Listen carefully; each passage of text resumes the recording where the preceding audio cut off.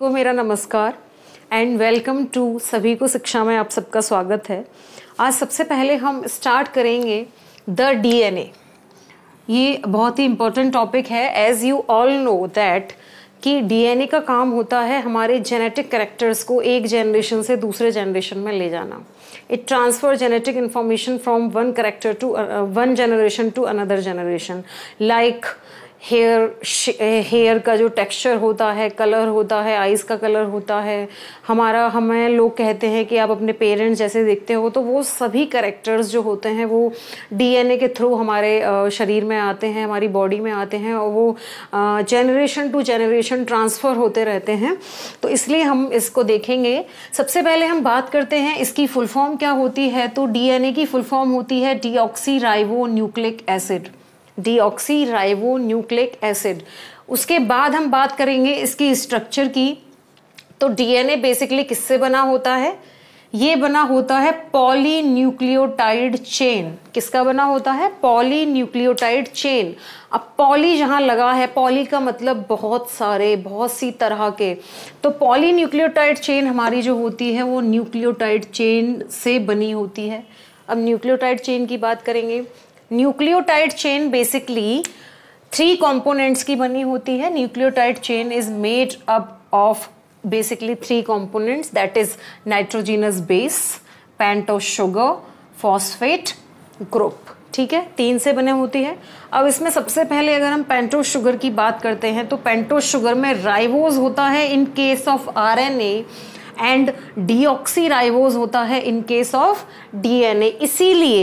इसीलिए आरएनए की full form होती है डीऑक्सी राइबो न्यूक्लिक डीएनए की फुल फॉर्म होती है deoxy ribo nucleic acid and RNA की फुल फॉर्म होती है राइबो न्यूक्लिक एसिड। यही इसका रीजन है बेसिकली। अब बात करते हैं नाइट्रोजिनस बेसिस की। नाइट्रोजिनस बेस कितने तरह के होते हैं? That are basically 2 type. One is purines, second is pyrimidines. Purines and pyrimidines. Purines की बात की जाए तो एडेनिन एंड ग्वानिन होता है प्यूरिन्स का टाइप। एडेनिन को हम ए से डिनोट करते हैं, ग्वानिन को हम जी से डिनोट करते हैं। ओके, एंड पिरिमिडीन्स की बात की जाए तो that is cytosine, uracil and thymine. Cytosine को हम सी से डिनोट करते हैं, यूरासिल को हम यू से डिनोट करते हैं और थाइमिन को हम टी से डिनोट करते हैं। ये इतनी बेसिक चीज़ें हैं, अगर आप इसको क्लियर कर लेंगे तो आगे आप जितना भी बायोलॉजिकल साइंस में जाएंगे, यूपीएससी के जो स्टूडेंट हैं, जो तैयारी कर रहे हैं, जो एंथ्रोपोलॉजी लेंगे, उनके लिए ये टॉपिक बहुत ही इंपॉर्टेंट है। 10th और 12th के बायो के स्टूडेंट्स के लिए बहुत इंपॉर्टेंट है। नीट की जो तैयारी कर रहे हैं उनके लिए भी बहुत ज़रूरी है। तो अब मैं आपको ये बताती हूँ कि प्यूरिन्स और पिरिमिडीन्स के ये जो बेसिस हैं, इसमें से C means cytosine. So cytosine is common for DNA and RNA. Cytosine हमारा दोनों में मिलेगा, ये डीएनए में भी मिलेगा और ये आरएनए में भी मिलेगा। And T is present in DNA. T means what? Thymine. So thymine जो होगा वो किस में मिलेगा? डीएनए में मिलेगा, ये आरएनए में नहीं मिलेगा। Likewise you means uracil. So uracil जो है वो बेसिकली मिलेगा आरएनए में, ये डीएनए में नहीं मिलता है। तो ये बेसिक डिफरेंस होता है डीएनए और आरएनए की स्ट्रक्चर में। सो नाउ आपको अभी समझ आ गया होगा कि एक न्यूक्लियोटाइड चेन बनने के लिए जब हम कोई रेसिपी बनाते हैं तो लाइक हमें अगर चाय बनानी है तो we need milk, we need chai patti, sugar, water, fire.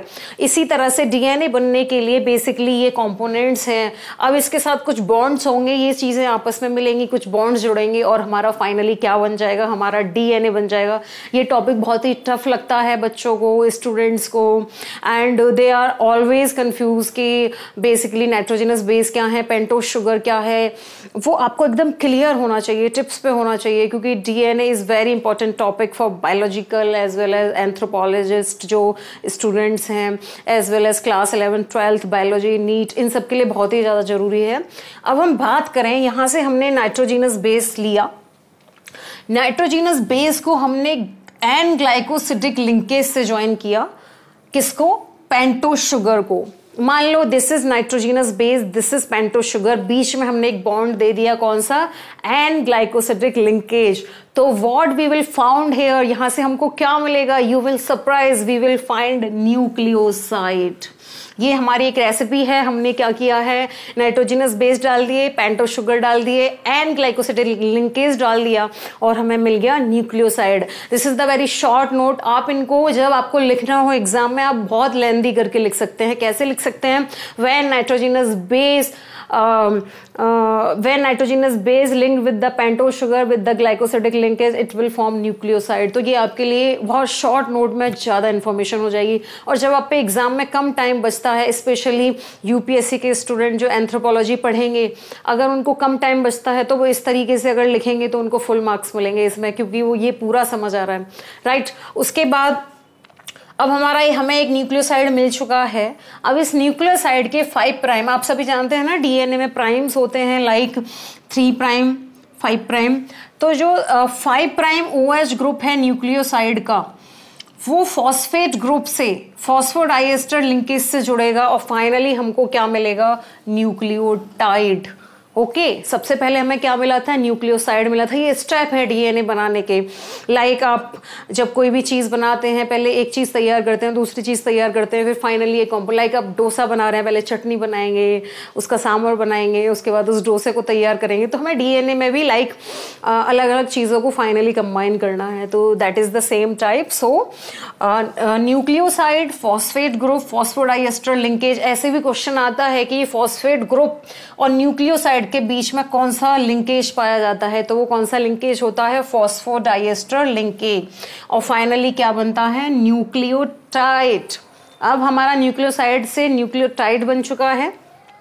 अब 2 न्यूक्लियोटाइड फॉस्फोडाइएस्टर लिंकेज से दोबारा जोड़ के क्या बनाते हैं, डाई न्यूक्लियोटाइड। हमारा न्यूक्लियोसाइड बन गया, हम लोगों ने न्यूक्लियोटाइड बना लिया। अब 2 न्यूक्लियोटाइड में आपस में कौन सा लिंकेज पाया जाता है, that is found phosphodiester linkage. और वो फॉस्फोडाइएस्टर लिंकेज क्या बनाएगा, डाई न्यूक्लियोटाइड। अब जब 2 या 2 से अधिक डाई न्यूक्लियोटाइड मिलती हैं तो वो क्या बनाती हैं, पॉलीन्यूक्लियोटाइड।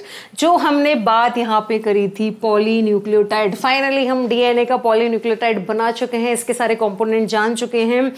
तो फाइनली जो स्ट्रक्चर बन के आता है वो ये आता है, पॉलीन्यूक्लियोटाइड चेन। इसमें 2 चेन है। अगर कोई चेन 3 प्राइम से स्टार्ट होगी तो वो 5 प्राइम पे एंड होगी, 5 प्राइम से स्टार्ट होगी तो वो 3 प्राइम से एंड होगी।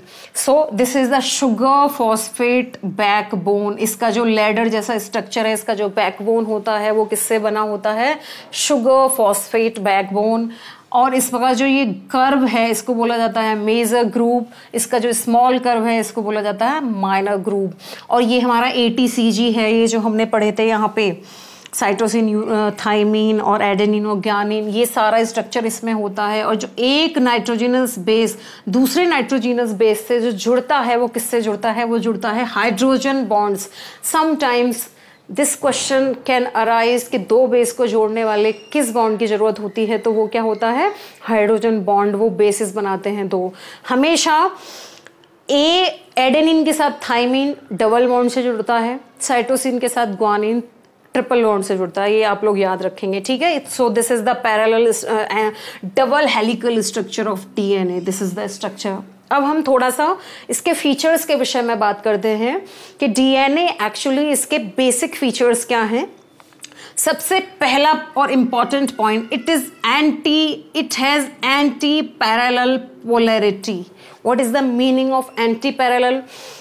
इसका मतलब है अगर इसका एक स्ट्रैंड 3 प्राइम से स्टार्ट हो रहा है तो दूसरा स्ट्रैंड इसका 5 प्राइम से 3 प्राइम तक होगा, तो ये एंटी पैरेलल होता है इसका नेचर। दूसरा, base joint through the hydrogen bonds forming base pairs. इसके जो बेसेस होंगे, नाइट्रोजिनस बेसेस होंगे, वो हमेशा किससे जोड़ेंगे, हाइड्रोजन बॉन्ड से। That is very much important. बहुत बार क्वेश्चन आता है कि बेसेस जो होते हैं वो डीएनए के बेसिकली किससे जोड़ते हैं, तो वो हाइड्रोजन बॉन्ड से जोड़ते हैं। लाइक एडेनिन के साथ थाइमिन डबल बॉन्ड से जुड़ेगा, डबल हाइड्रोजन बॉन्ड से। थर्ड, ये बहुत कम लोगों को पता होगा, एक्चुअली डीएनए का जो होता है वो एसिडिक सब्सटेंस है, ये एक अम्लीय सब्सटेंस होता है, एसिड सब्सटेंस होता है। सबसे पहले जो इसको आइडेंटिफाई किया था उसको न्यूक्लिन नाम दिया था। वो किसने दिया था? तो जब आप लिखेंगे ना, आप लिखेंगे हिस्ट्री किसने डिस्कवर किया, फिर इसका स्ट्रक्चर, फिर इसके फीचर्स, तो ये बहुत मटेरियल हो जाएगा लिखने के लिए। So DNA is the acidic substance identified by the Friedrich Miescher in 1869 nuclein. ये मैंने पूरा नहीं लिखा है, named nuclein named by the Friedrich Miescher. तो इसमें क्या है, डीएनए को सबसे पहले आइडेंटिफाई किया था किसने? फ्रेडरिक मिशर ने 1869 में, और इसको क्या नाम दिया था? न्यूक्लियन। अब आप कहेंगे डीएनए को डीएनए नाम किसने दिया? तो उसके बाद रिसर्च हुई, बहुत सारे साइंटिस्ट आए। उसके बाद 1953 में James Watson and Francis Crick, ये दोनों डीएनए के लिए जाने जाते हैं स्टूडेंट्स। इट इज़, अगर आप जेम्स वॉटसन और फ्रांसिस क्रिक को नहीं जानते तो आप डीएनए के विषय में कुछ भी नहीं जानते हैं। ये दोनों को जानना बहुत ज़रूरी है। 1953 में James Watson and Francis Crick ने प्रपोज क्या किया? बहुत ही सिंपल एंड फेमस स्ट्रक्चर थी, double helix model for the structure of DNA. तो that is universal question, who identified the double helical structure of DNA? So that was the one and only two important scientists, James Watson and Francis and Crick. So I hope एक जो super view होता है, एक natural view होता है, जिसके लिए हम बहुत सारा पढ़ते हैं तब भी हम डीएनए के लिए बहुत ज़्यादा क्लियर नहीं होते हैं, वो आपको समझ आ गया होगा।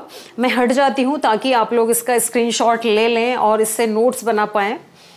Okay, so thank you learners, और मेरे सभी देश में कोने में और सभी रूरल एरिया में स्पेशली जिन बच्चों को फैसिलिटी नहीं है वो मेरे नोट से बिल्कुल फ्री ऑफ कॉस्ट पढ़ सकते हैं। बस एक ही गुजारिश है कि आप इस वीडियो को लाइक, शेयर और सब्सक्राइब कीजिए। ये मेरा फर्स्ट वीडियो है और एक मेरी तरफ से सभी को एजुकेट करने के लिए एक पहल है। मैं डिफरेंट मैं geography, polity, economics, EVS, science सभी पे वीडियो लाऊंगी। This is my first video and आप सभी को दोबारा से मेरा नमस्कार। Thank you so much.